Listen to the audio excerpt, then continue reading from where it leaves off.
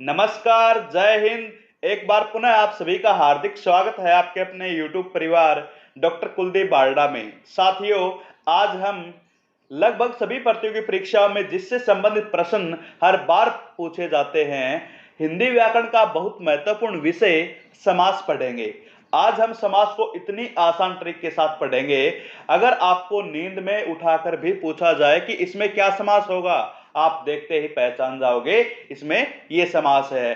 किसी भी प्रतियोगी परीक्षा में जब आप जा रहे हो, परीक्षा हॉल में आपके सामने प्रश्न पत्र आता है, समास से संबंधित जो भी प्रश्न आएगा आप देखते ही उस पर निशान लगा दोगे कि इसमें तो ये समास है। हम इतनी आसान ट्रिक और पहचान के साथ पढ़ेंगे कि समास क्या होते हैं। दोस्तों, NTA UGC net JRF Hindi विषय का जो पाठ्यक्रम है, उसकी पहली इकाई हिंदी भाषा और उसका विकास टारगेट जेआरएफ की सीरीज में हम पहुंच गए हैं। समास पर आज हम समास का पूरा निचोड़ निकालने वाले हैं। तो आइए शुरू करते हैं। समास। सर्वप्रथम हमें यह समझना होगा कि समास क्या होता है। समास जो शब्द है वो दो शब्दों से मिलकर बना है। पहला है सम और दूसरा है आस। समास को जब आप बीच में से तोड़ दोगे तो उसमें सम और आस आपको दिखाई देगा। सम का अर्थ होता है संक्षिप्त। संक्षिप्त समझ गए होंगे। एक तो होता है विस्तार, जिसका फैलाव लंबा चौड़ा होता है, और संक्षिप्त का मतलब उसको संक्षेप में कर लेना, बिल्कुल छोटा कर लेना। ठीक है। और आस का अर्थ होता है कथन या शब्द। इस प्रकार सम जमा आस, इन दोनों का अर्थ हुआ संक्षिप्त कथन या शब्द। दो या दो से अधिक शब्दों से मिलकर बने हुए नए सार्थक शब्द समास कहलाते हैं। अगर आपने संधि पढ़ी है तो उनमें क्या होता है, वहां दो वर्णों का मेल होता है और समास में दो शब्दों का मेल होता है, और इसके बाद में जो भी सार्थक शब्द बनता है उसको ही हम समास कहते हैं। शुरुआत में कुछ महत्वपूर्ण जो बिंदु यहाँ पे दिए गए हैं उनको पढ़ना जरूरी है, क्योंकि परीक्षा में कई बार ऐसे ही प्रश्न पूछ लिए जाते हैं। समास के नियमों से बना नया शब्द क्या कहलाता है? तो आपका उत्तर होगा समस्त पद। यानी कि समास के नियमों से बना जो नया शब्द होता है उसको समस्त पद कहा जाता है। समस्त पद के सभी पदों को अलग अलग किए जाने की प्रक्रिया, अर्थात जैसे संधि होता है दो वर्णों का मेल, और उसी संधि को जब हम अलग कर देते हैं तो वो संधि विच्छेद कहलाता है। उसी प्रकार से समस्त पद होता है, उसके पदों को अलग अलग कर देंगे तो क्या बन जाएगा, समास विग्रह। काफी बार परीक्षा में प्रश्न पूछा जाता है, समास का विलोम क्या होता है, समास का विपरीत क्या होता है, समास का उल्टा क्या होता है? तो उसका सही उत्तर होगा व्यास। ठीक है। आगे देखो, समास रचना में प्राय दो पद होते हैं। पद आप समझ गए, वही पद जो स्वतंत्र रूप से शब्द कहलाते हैं। जैसे यहाँ पे दे रखा है पहले को, पूर्व पद, ये सभी पद ही हैं। तो यहाँ पे समास रचना में प्राय दो पद होते हैं। पहले को पूर्व पद और दूसरे को उत्तर पद कहा जाता है। पूर्व का मतलब पहला और उत्तर का मतलब बाद का। समास समझ में आ गया होगा। उसके बाद में अब हम देखते हैं समास के भेद। वैसे देखा जाए तो कुछ विद्वान समास के मुख्य तौर पे चार ही भेद मानते हैं, लेकिन कुल मिलाकर के समास के 6 भेद होते हैं, और उन्हीं 6 भेद को आज हम विस्तार के साथ जानने वाले हैं, वो भी ट्रिक के साथ। समास के भेदों में आप देखो, सबसे पहले यहाँ पे दे रखा है अव्ययी भाव समास। अव्ययी भाव समास में प्रत्येक जो भी समास होते हैं उनमें दो पद होते हैं। अभी मैंने बताया था पूर्व पद और उत्तर पद। इसी प्रकार से जो अव्ययी भाव समास होता है उसका पहला पद प्रधान होता है, पहला पद अव्यय होता है और दूसरा पद गौण होता है। प्रधान और गौण का मतलब इस प्रकार से आप समझ सकते हो, जैसे हम फिल्में देखते हैं, नाटक देखते हैं। फिल्मों में जो हीरो है, हीरोइन है, विलेन है, वो उसके प्रमुख कलाकार होते हैं, और बाकी जो उनके आसपास बच जाते हैं वो गौण कलाकार होते हैं। तो इसी प्रकार से इसमें भी प्रधान कौन है और गौण कौन है। अव्ययी भाव समास में पहला पद ही प्रधान होता है। इसी प्रकार पदों की प्रधानता के आधार पर अगर वर्गीकरण करेंगे तो समास के 4 ही भेद होते हैं, लेकिन हम समास के 6 भेदों की यहाँ पे बात कर रहे हैं। दूसरा समास होता है तत्पुरुष समास। तत्पुरुष समास में उत्तर पद अर्थात पहला नहीं दूसरा पद प्रधान होता है और उसके बाद में क्रमधारय और द्विगु, इन दोनों समास में भी दूसरा पद ही प्रधान होता है। और उसके बाद में अगर हम द्वंद्व समास की बात करेंगे तो द्वंद्व समास में दोनों पद प्रधान होते हैं और बहुव्रीहि जो आपका अंतिम समास यहाँ पे नजर आ रहा है उसमें न तो पहला पद प्रधान होता है और न ही दूसरा पद प्रधान होता है। इस समास में तीसरे की तरफ इशारा होता है, तीसरे की तरफ ही संकेत किया जाता है।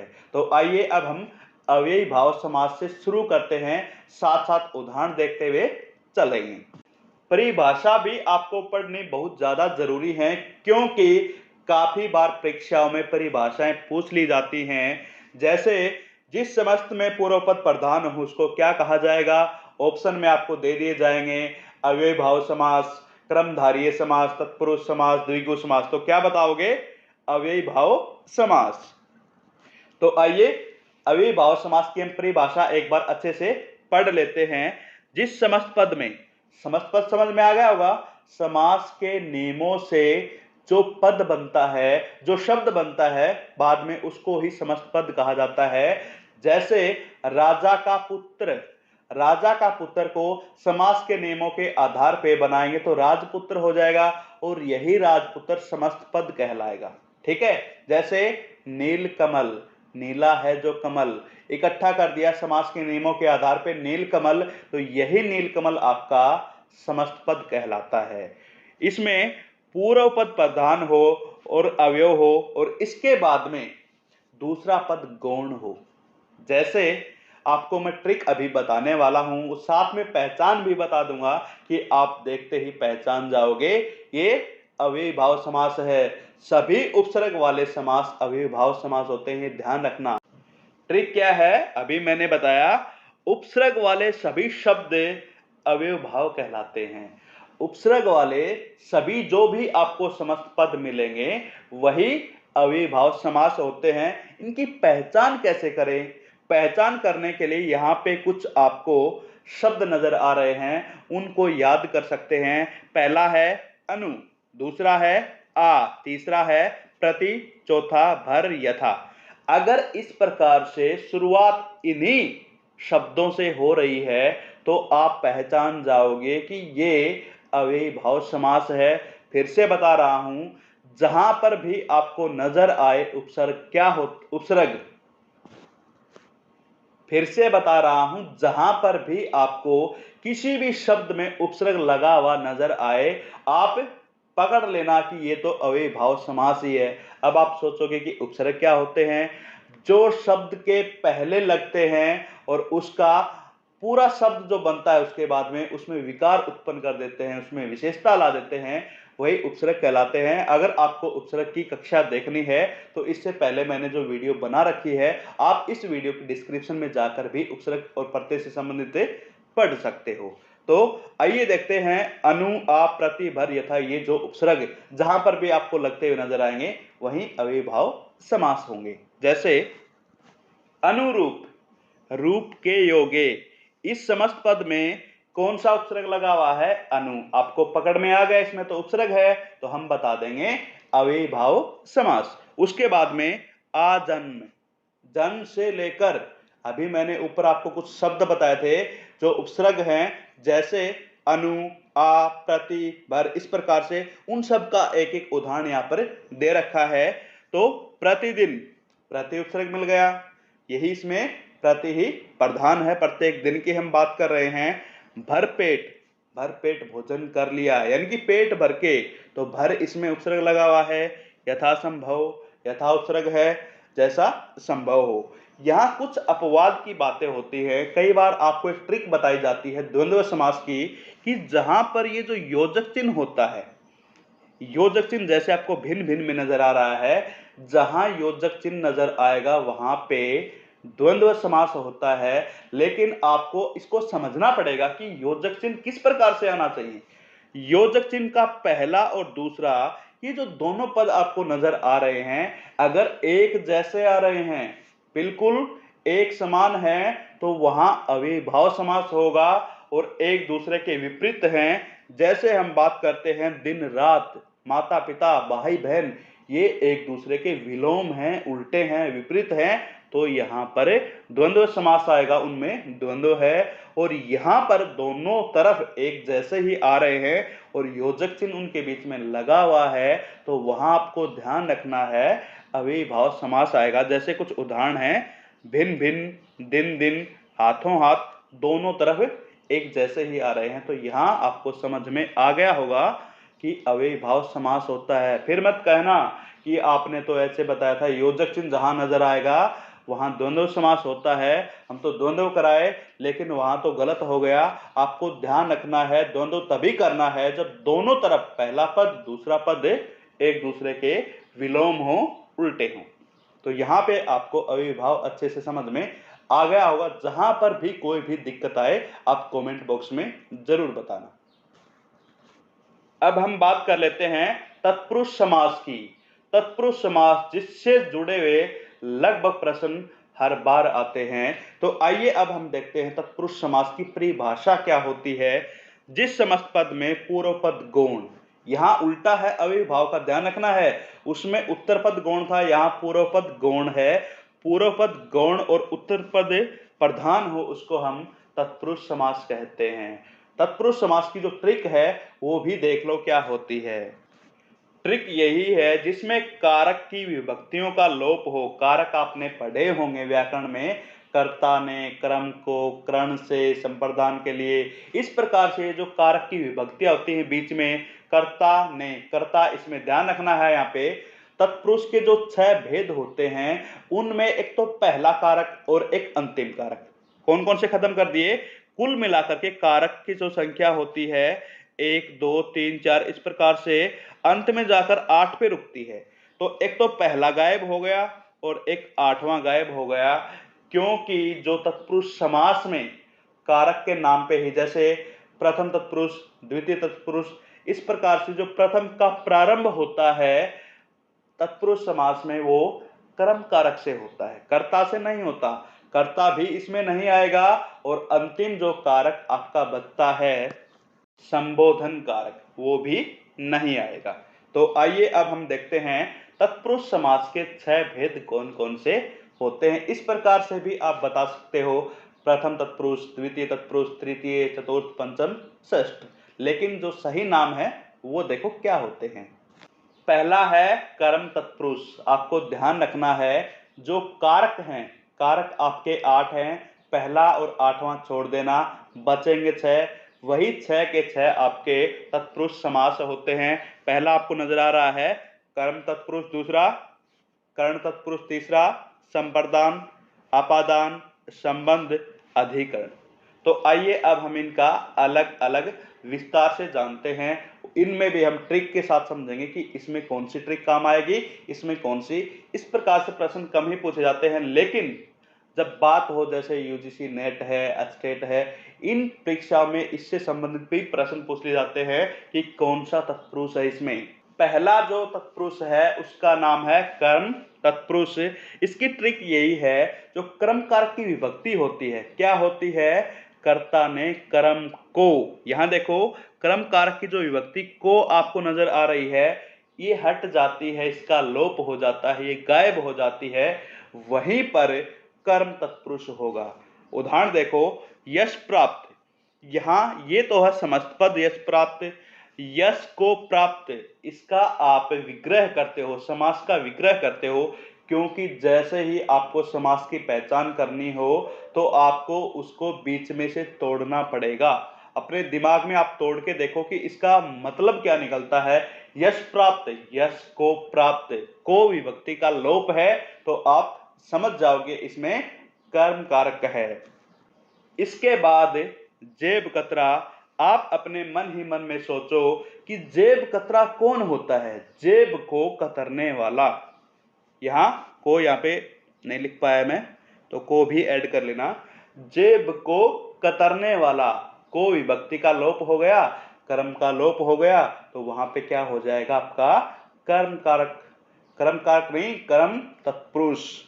उसके बाद में गगनचुंबी। आपने देखा होगा जब भी आप क्रिकेट मैच देखते हो तो वहां कहते हैं बहुत बड़ा छक्का गगनचुंबी, यानी कि गगन को चूमने वाला, गगन होता है आसमान, आकाश को चूमने वाला गगनचुंबी। तो को विभक्ति का लोप हो गया। यहाँ कौन सा आपका तत्पुरुष समास है? कर्म तत्पुरुष। ठीक है, कर्म तत्पुरुष समझ में आ गया। अब हम बढ़ते हैं कर्ण तत्पुरुष की तरफ। कर्ण तत्पुरुष जो दूसरा समास होता है, आप इसको द्वितीय तत्पुरुष भी बोल सकते हो। इसमें जो कारक विभक्ति होती है कर्ण की, जैसे कर्ता ने कर्म को कर्ण से या फिर के द्वारा, यहां ध्यान रखना है, एक तो से मिलेगा आपको या फिर के द्वारा मिलेगा, उनका लोप हो जाता है। जैसे रेखांकित, रेखा से अंकित, रेखांकित क्या होता है? जैसे मैंने इस पूरे समस्त पद को रेखांकित कर दिया, यही तो है रेखांकित, रेखा के द्वारा अंकित कर दिया। तो रेखांकित में आपका से लोप हो गया, और से कौन सी विभक्ति थी? कर्ण कारक की विभक्ति थी। तो इस प्रकार से यहाँ पे कर्ण तत्पुरुष समास हो गया।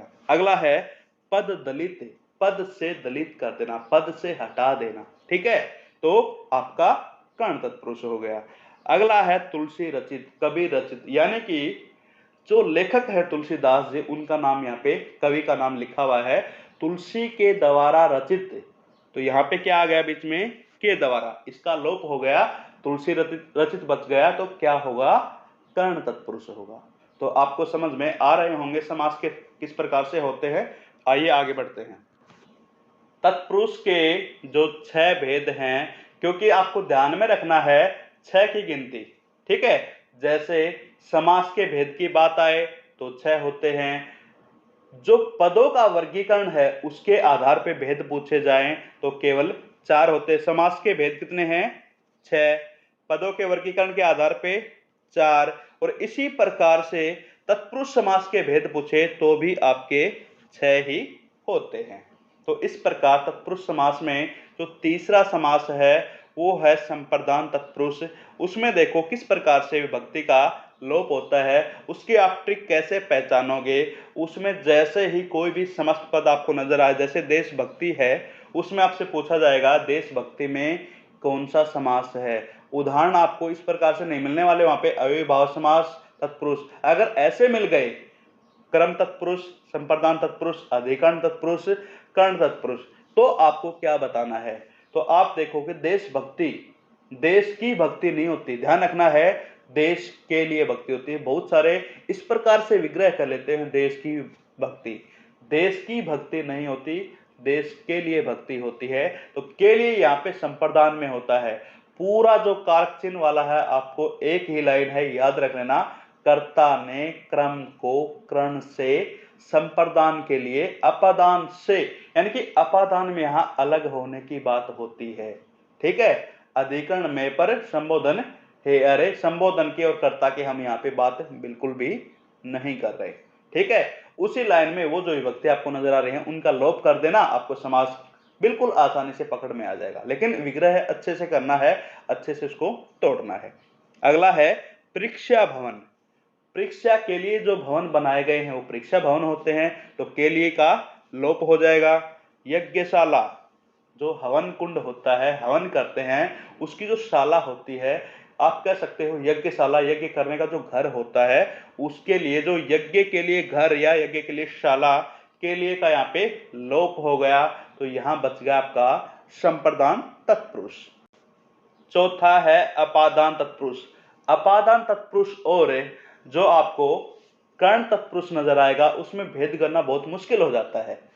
कर्ण में क्या है, जैसे से या के द्वारा की बात आ रही है, अभी मैंने आपको उदाहरण दिया था तुलसी रचित, तुलसी के द्वारा रचित। इसके अलावा जहां पर भी आपको से बीच में नजर आएगा तो वहां आपको कर्ण तत्पुरुष, लेकिन यहां क्या हो रहा है, वो उससे अलग हो रहा है। से आएगा लेकिन अलग होने का भाव है। तो इस प्रकार से इसकी ट्रिक भी यही है, जो से विभक्ति है उसका लोप होगा, लेकिन वो जो से है वो अलग होने का भाव आपको दर्शाएगी। उसको अच्छे से पढ़ना है, समझना है, फिर उसको अलग अलग तोड़ना है। जैसे पथ भ्रष्ट, पथ से भ्रष्ट, यानी कि वो जो रास्ता है उसे हट गया, वो दूर हो गया, उसे भ्रष्ट हो गया, तो आपको पता चल गया, तो अलग होने का भाव आ रहा है, तो आपको अपादान तत्पुरुष बताना है। अगला है धनहीन।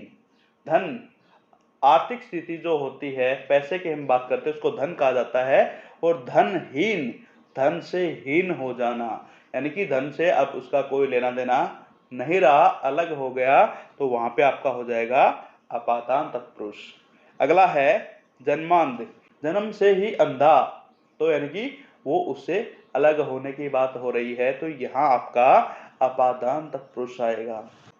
अब देखो संबंध तत्पुरुष, आपको एक काम करना है, साथ साथ जितने भी यहाँ पे कुछ उदाहरण आपके सामने दिए जा रहे हैं, जो भी एग्जाम्पल हैं, इनके अलावा भी जो जो आपको पता हो वो साथ साथ बता सकते हो कि संबंध तत्पुरुष के लिए, अपादान तत्पुरुष के लिए, अव्ययभाव के लिए, द्वंद्व के लिए हम इनके अलावा इन उदाहरण को भी रख सकते हैं। और वो समास जरूर बताना जिनमें संदेह होता है, लगभग परीक्षा में पूछ ली जाते हैं, लेकिन वहां आपको डाउट नजर आता है कि इसमें कौन सा करें, तो सबसे मुश्किल है उनको कमेंट बॉक्स में जरूर लिखना, उसका फिर हम समाधान करेंगे। संबंध तत्पुरुष की हम बात करते हैं, तो आप ये देखो कि इसकी जो ट्रिक है, का के की का लोप हो रहा है, यानी कि हमारा किसी के साथ संबंध हो, ठीक है, जो भी यहाँ पे समस्त पद आपको मिलेगा उसमें आपस में संबंध नजर आएगा। जैसे राजकुमार, राजा का कुमार, यानी कि जो राजा है उसका जो बेटा है, राजा का कुमार का मतलब पुत्र, बेटा हो गया यहाँ पे, तो राजा का और उसके बेटे का संबंध है, तो संबंध जहां पर भी आपको नजर आएगा वही संबंध तत्पुरुष हो जाएगा। जैसे पराधीन, पर के अधीन, दूसरों के अधीन, उसके साथ में उसका संबंध है। दिनचर्या, दिन की चर्या, ठीक है, तो यहां का के की जहां जो भी विभक्ति हो उसमें संबंध नजर आपको आएगा, उस विभक्ति का लोप कर देना, तो वहां आपको समास समझ में आ जाएगा। विग्रह की बात आ रही है तो उसमें वो जो विभक्ति लोप की है वो उनको जोड़ देना, बस यही काम है विग्रह में। और समस्त पद में आपको बस यही ध्यान रखना है, समास विग्रह का जो मैंने कुछ देर पहले आपको बताया था, उसका एक अन्य नाम होता है व्यास, ठीक है, तो उसमें आपको क्या करना है, जो आपने समस्त पद बनाया है उसका विग्रह करना है, वापस उसी अवस्था में ले आना है। अधिकरण तत्पुरुष की हम बात करेंगे, तो इसकी ट्रिक है में या पर, जहां आपको में और पर नजर आएगा उसको आप हटा देना, वहां आपका अधिकरण तत्पुरुष नजर आएगा। फिर लोकप्रिय, यानी कि लोक में जो प्रिय है उसको क्या कहेंगे हम, अधिकरण तत्पुरुष। आप पर बीती, आप बीती, पहले एक नाटक आता था, ये डरावना भूतों का नाटक आप बीती, 2000 के आसपास की बातें हैं, तो उस समय आप ये देखो आप बीती की हम बात करेंगे, तो आप पर बीती, कौन सा यहाँ पे विभक्ति है जो लोप हुआ है, वो है पर, ठीक है, जो पर का लोप होना वही क्या होगा, अधिकरण तत्पुरुष होगा। कला श्रेष्ठ, यहाँ पे काला लिखा गया तो यहाँ पे कला श्रेष्ठ कर लेना। कला श्रेष्ठ में कला में श्रेष्ठ है, में जो विभक्ति है उसका लोप हो जाना, वो हट गई, बचा क्या, कला श्रेष्ठ। तो इस प्रकार से तत्पुरुष समास आपको अलग अलग प्रकार से भी समझ में आ गया होगा। अगर परीक्षा में सीधा पूछा जाए कि इसमें समास कौन सा है, तो आप सीधा कह सकते हो तत्पुरुष है, लेकिन समास इनके अंदर से पूछे जाए तत्पुरुष में भी कौन सा है, तो उनके लिए आपको इनकी ट्रिक भी अच्छे से समझनी है, और साथ साथ आप इनको नोट भी करते रहना, ताकि आप इनको जब भी दिक्कत आए तो भूलो नहीं, आपके पास होगी तो फिर से पढ़ करके आप इनको याद कर सकते हैं। ये जितनी भी ट्रिक मैंने आपको बताई हैं उनको साथ साथ नोट कर लेना। हमने अब तक दो समास कर लिए हैं, अव्ययी भाव समास और तत्पुरुष समास, तीसरा हमारा कर्मधारय समास। वीडियो को अंत तक जरूर देखना, तभी आपको समास समझ में आएंगे। तत्पुरुष में ज्यादा समय लगा है, अब ज्यादा समय नहीं लगने वाला है, क्योंकि हम हर बात को अच्छे से गहराई में जाके पकड़ने की कोशिश कर रहे हैं, इसलिए वीडियो थोड़ी सी लंबी बन रही है। परिभाषा देखो कर्मधारय समास की, जिस समस्त पद में उत्तर पद प्रधान हो, क्योंकि मैंने शुरुआत में ही बता दी पदों के आधार पर वर्गीकरण आप करोगे, तो पहले में पहला पद प्रधान है अव्ययी समास में, उसके बाद में लगातार 3 समास आएंगे, क्योंकि तत्पुरुष के ही भाग माने जाते हैं कर्मधारय और द्विगु, इनमें आपका दूसरा पद प्रधान होता है, और द्वंद्व में दोनों पद होंगे, अंत में बचेगा बहुब्रीहि में तीसरा पद, यानी कि दोनों नहीं होंगे, ध्यान रखना बस। और इसमें देखो क्रमधारय में उत्तर पद तो प्रधान होगा, लेकिन साथ में विशेषण और विशेष्य जो होते हैं वो आपस में उनका आपको संबंध नजर आएगा। उपमेय मान की बात होगी। अगर आपको विशेषण विशेष्य समझ में नहीं आए तो सीधा सीधा आप पकड़ लेना, जिस समास में विशेषता बताए, जैसे नील कमल, नीला है जो कमल, कमल की विशेषता है क्या है, वो नीला है, ठीक है। इसी प्रकार से जहां आपको विशेषता नजर आए वहीं पे क्रमधारी समास होता है। परिभाषा के बाद में अब ट्रिक देखो, विशेषता बताने वाले समास क्रमधारी समास होते, जो मैंने अभी बता दिया। पहचान कैसे करोगे, पहचान में है जो और के समान, जैसे ही आप समास विग्रह करोगे, व्यास करोगे समास का, तो वहां पे क्या होगा, बीच में नजर आएगा या तो है जो, जैसे अभी मैंने बताया था नीलकमल, नीला है जो कमल, है जो आ गया, उसमें के समान की भी बात हो सकती है। तो इस प्रकार से इनके कुछ उदाहरण हैं, उनके माध्यम से समझ लो क्रमधारी समास कौन कौन से होते हैं। चंद्रमुख, चंद्रमा के समान मुख, के समान आ गया, अभी मैंने बताया एक तो है जो, दूसरा के समान, बीच में आपके आने की संभावना ज्यादा रहती है। कई बार ऐसा होता है बहुव्रीहि समास में भी है जो आता है, लेकिन उस पर मत जाना, आप उसको समझना कि उसकी विशेषता बता रहा है नहीं बता रहा। तो चंद्र के समान मुख, ठीक है। अगला है मृग नयन, विशेषता है सब में, ध्यान रखना है, मृग के समान नयन।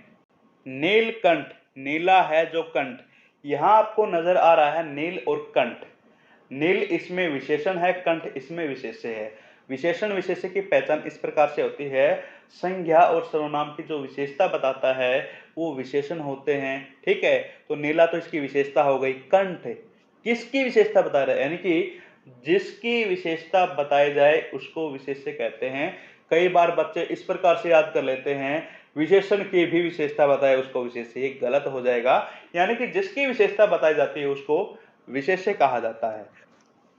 अगला उदाहरण देखो, महापुरुष, महान है जो पुरुष, पुरुष की विशेषता है, पुरुष यहाँ पे विशेष्य है और महान इसमें विशेषण है जो आपको नजर आ रहा है इसका लोप हो गया, ये समास विग्रह है और ये क्या है, समस्त पद है, ठीक है।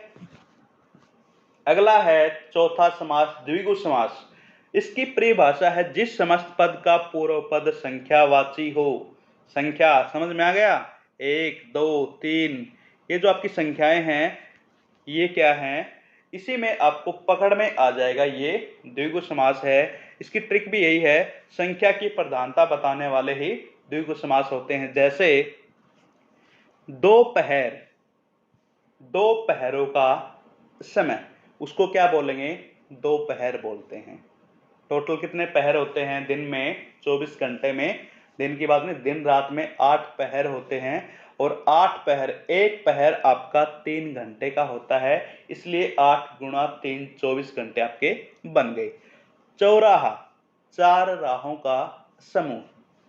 सप्ताह, 7 दिनों का समूह। इनमें आपको एक बात कॉमन नजर आ रही है और वो बात क्या है, 2 नजर आ गया, 4 आ गया, 7 आ गया। अभी हम बात किसकी कर रहे थे, संख्या की, गिनतियों की, ये आपको नजर आए वहां आपका द्विगु समास होगा। नवरत्न, नवरत्नों का समूह है, लेकिन यहाँ पे मैंने इनका जो नीला रंग कर दिया है वो इसलिए किया है, इनमें बहुत ज्यादा संदेह उत्पन्न हो जाता है और उसके लिए समाधान क्या है, चतुर्भुज।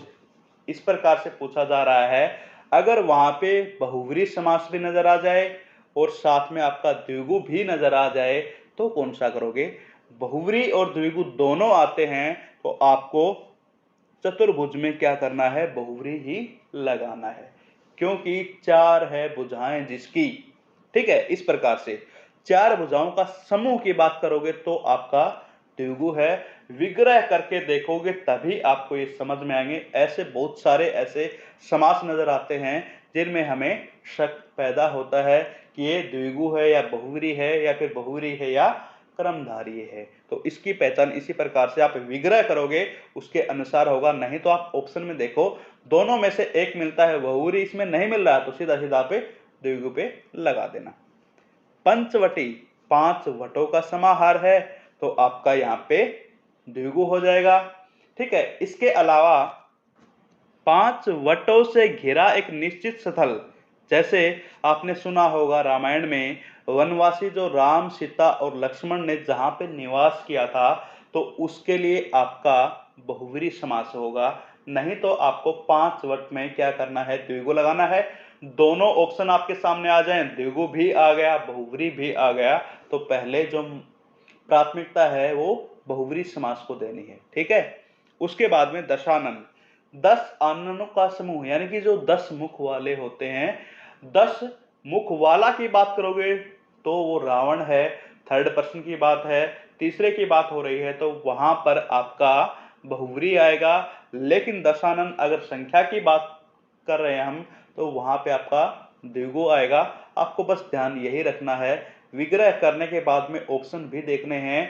अगर ऑप्शन में बहुव्रीहि नजर आता है तो आंख बंद करके सीधा लगा दो। अगर दोनों आ जाते हैं तो भी आप बहुव्रीहि लगाओ। अगर बहुव्रीहि नहीं आता है, द्विगु अकेला आता है, तो आप द्विगु पर लगा देना। ठीक है।